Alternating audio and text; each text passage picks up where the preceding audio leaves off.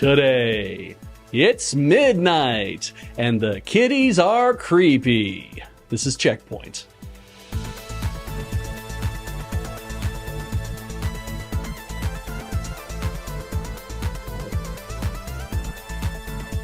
Welcome to CheckPoint, where if you've been very good this year, you might win the top prize at an awards show. What if I'm only fairly good but sell really well?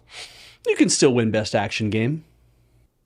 If you were watching the Game Awards and reacted to this weird trailer for Catly by saying, "What the hell was that?" then you are not alone. The brief spot raised eyebrows because it looks like something an AI shat out and seemed to be eagerly courting celebrity endorsements with hashtag Catly partner tweets appearing from streamers like Pokimane, Ninja, and Felicia Day. Pokimane's tweet is gone now, which makes it shocking the others are still up because they are getting cooked in the replies, all because the game looks like AI. But is it? Who's behind this? What's Catly? The Steam page proclaims an open-world adventure filled with surprises and joy, side by side with cats. And it sounds like an open-world, cozy, crafting, minigame sim with cats. And it's being developed and published by Super Authenti, a brand new company that somehow does have historical ties to NFTs and crypto, which we'll get into. But first, let's tackle the AI issue. We did not use generative AI to produce the video and the game, a spokesperson for Super Authenti told Game Developer. In fact, emphasis mine, we are very surprised by such speculation. Really? Why? When the Catly website is obviously covered with incredibly obvious AI-generated images? Also, it's more than a little suspicious when, as late as yesterday, according to the Wayback Machine, they updated their website to remove all of that, and now it's just the trailer. Further in their statement to Game Developer, the spokesperson continued, Catly is not a blockchain game. There are no NFTs. Our company/project has never issued any blockchain currency and any NFTs. Our company does not and has never owned any blockchain currency and NFTs. Why would that need addressing? Well, thanks to research from Reddit users NatChem and Invertex, here's the part where I sound like someone who owns a corkboard of yarn, but it's actually quite straightforward. Super Authenti was co-founded by Kevin Yuang. Kevin Yuang also co-founded a developer called 10th Planet, most records of which have been scrubbed from the internet, who proudly made NFT games. 10th Planet was, at one point, working on a similar-looking game called Alien Meow, described as a cat-life metaverse where users can breed and nurture a digital cat. A third company called Shanghai Binmao Technology released a mobile game called Plantly, same font, that's also been scrubbed from the internet, except for this one site that mentions your plants are digital tokens. According to their now also scrubbed LinkedIn, Super Authenti claims Plantly as theirs. Investing documents show Super Authenti fully owns Shanghai Binmao, and those Redditors even found a developer's resume who worked at Shanghai Binmao on a metaverse game about cats named Catly. So when Super Authenti says, our company does not and has never owned any blockchain currency and NFTs, they're being very specific. Now, many people, including Marvel Snap's Ben Brode, say they've seen 20 minutes of gameplay and that it looked good. They haven't described the gameplay in detail, but it seems to at least exist. And as far as Game Developer is concerned, it's been proven the trailer was animated by humans as well. Plus, AI video isn't that good yet. It just looks like AI because they clearly modeled it after some AI images. You can use an AI prompt instead of an art director and make that the mood board from which you build actual 3D models and graphics. It's kind of pathetic, but you can do it. And we have no proof the game, if it ever releases, will use AI in the final product, or that it will be an NFT or otherwise metaversal game in some secret way the developers are obscuring from us because they know it would be bad press. No proof, just a lot of evidence. Catly is currently still available to wishlist on Steam, but has been deemed not recommended by curator groups AI Police, The Terrible Teabagger Troop, and Crack Smoking Time. I repeat, Catly, not recommended by Crack Smoking Time. It's time for a long overdue chicken dinner for Fortnite players who are deceptively charged for in-game items they didn't intend to buy. At least if they live in the US. Gaming giant Epic Games was fined a total of $520 million back in 2022, partially for charging for unwanted items and partially for violating the Children's Online Privacy Protection Act. And last week, the FTC began a preliminary round of payouts. And that means if you're one of the 600,000 players who filed a claim before October 8th, you'll be getting a whopping $114.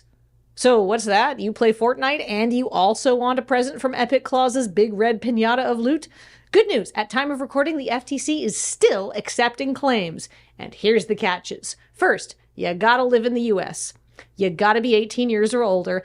And you have to have been charged for items you didn't want between January 2017 and September 2022. Or you had to have your Fortnite account locked during that time frame after you complained to your credit card provider. And you have to apply before January 10th, 2025. And if you're under 18, but all of that stuff is still true, you're going to need a parent or guardian to fill out the claim form for you and tragically split the prize money with. But the sooner you learn your mom is a pirate, the better.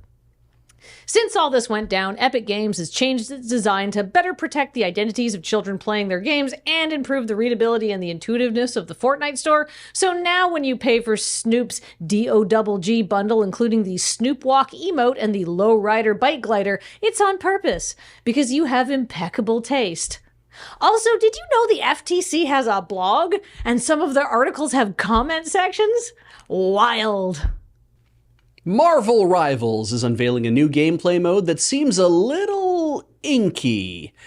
The new mode is called Jeff's Winter Splash Festival, and if you're like me, and thank God you finally got the ointment too, you spent most of last night on the couch wondering, who's Jim? Sorry, Jeff. That's what I meant to say, Jeff. Anyway, I couldn't get the embedded videos to play in the article I was reading about this, so all I could do was rack my brains to figure out if there's a Jeff in the MCU. Because I've seen almost all the movies and some of the shows, except Moon Knight. I never got around to that one. I thought it might refer to a favorite character like Jeff Morales, Jeff Panther, or even Captain Ajeffica. Or maybe it's a knowing wink to Marvel staff like Jeff Stanley. Turns out the internet has the answer. It's Jeff! Jeff's a land shark and one of the West Coast Avengers. Mystery solved, all in a day's work. Oh, the new gameplay mode is essentially a turf war from Splatoon. Cover the most ground with ink and you win. Still, Jeff!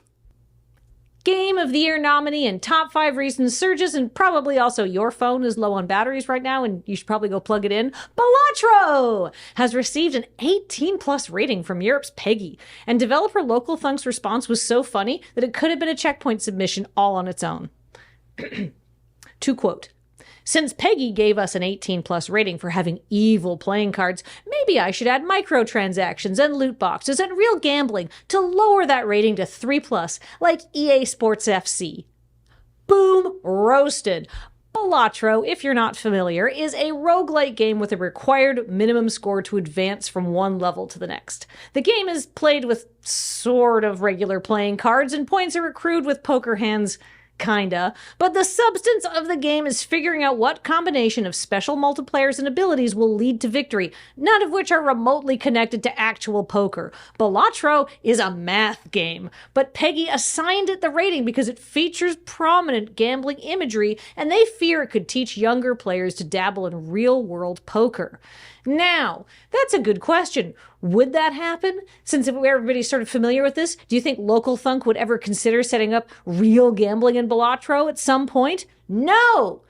They expressly hate that thought, and as we've previously reported, created a will that stipulates the IP may never be sold or licensed to any gambling companies or casinos. Local Thunk's tweet points out the irony that some other games are offering children opportunities for real-world gambling, even though the trappings of that game seem much safer since it's about basketball, animal husbandry, or killing zombies the way nature intended. The incredibly base developer also followed up by saying that they wouldn't be so irked if the 3+ rated games with booster packs and loot boxes also got a higher rating. After all, that red logo does look kind of dope. Thanks so much for watching, and remember, Checkpoint will be off next week for Christmas. And the week after that for Secret Canadian Christmas. Beej, we're not supposed to mention Secret Canadian Christmas. It's already printed on all the calendars. Yeah, but we hit it on the metric ones.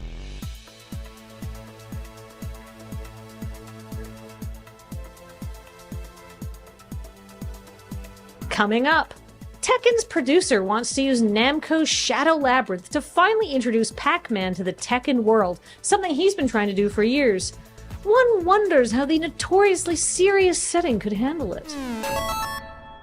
But for real, yeah, we're taking off, it'll be the 26th. Yeah. So technically Boxing Day, but still Christmas season. Yes. We're going to have that off. And because nothing tends to happen on the week between, we're going to also say that we're not doing a show on January the 2nd either. No, we're going to come back on January the 9th. Yeah. So stay tuned for that, I guess. Yeah. We'll have something for you. Something will have happened by then. God, I hope so. Yeah, there'll be enough time in between. Honestly, news could stop for a bit, and I think I'd be okay with that. Everybody would enjoy the breather. So everyone just have to, nice things could happen for a while. You open up the newspaper and it's 3 pages long, and it's like, old woman gets hip replacement she's been waiting for, already feeling better. Yeah, good. Lead story. Nice to hear about that. Yeah. Thanks to Nelson, too. Yes. He did writing for 2 stories this week. He wrote both the stories I read. Right. And Graham wrote your big story about Catley. Yes. A very extensive deep dive into what is surely not going to be anything weird. I don't think that game will ever come out. You know what? Yeah. I don't think I would take that bet because I think you're probably right. That's good. okay.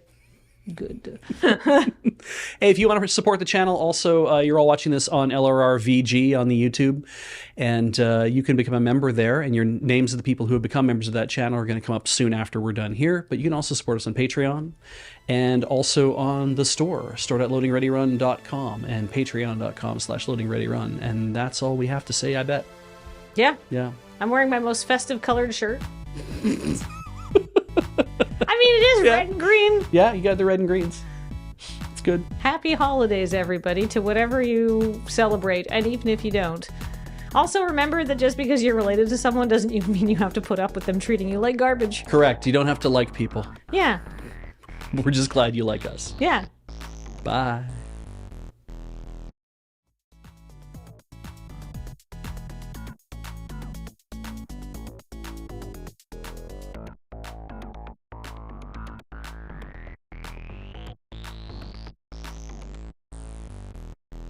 Jeff!